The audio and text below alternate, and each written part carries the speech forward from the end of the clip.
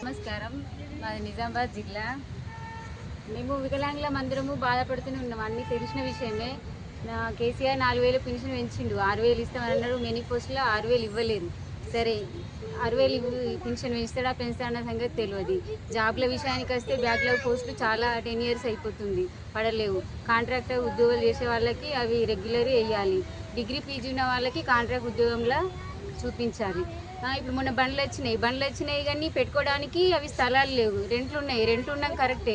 ఆ రెంట్ ఉన్నాయి కానీ బయట పెట్టుకోవడానికి కూడా బండ్లు ఇచ్చి కూడా మాకేం ప్రాబ్లం.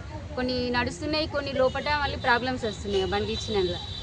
మనం కొనుక్కుంటే అంత సౌకర్యం అట్లా లేవు. పెన్షన్లు 6000 పెంచాలి. మళ్ళీ ఇంకొకటి ఇందిరమ్మ ఇండ్లు 5% అన్నారు. అవి కంపల్సరీ విలేజ్లో 5% వికలాంగులకు ఇవ్వాలి. అంత్యోదయ కార్డులు అన్నారు. అవి 35 కిలోలు ఇవ్వాలి. ప్రస్తుతానికైతే ఇప్పుడు ముఖ్యంగా అయితే ఇందిరమ్మ ఇల్లు నిజామాబాద్లో ఎక్కడెక్కడ ఆగిపోయినాయి. అవి ఫస్ట్ డిజేబుల్కి ఇచ్చిన తర్వాత ప్యూర్ ఫ్యామిలీ వాళ్ళకి ఇవ్వాలి.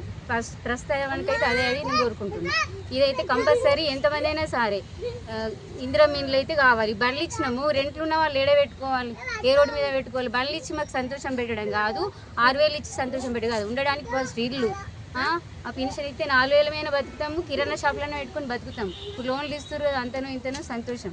కానీ మాకైతే ఇప్పుడు పెండింగ్ ఉన్నాయి. నాగార్మలు అంటే సరే కొత్త కలెక్టర్ ఆఫీస్ పక్కకు ఉన్నాయి ఇందిరమ్మ ఇండ్లు. అవి కంపల్సరీ శాంక్షన్ చేయాలని కోరుకుంటున్నా.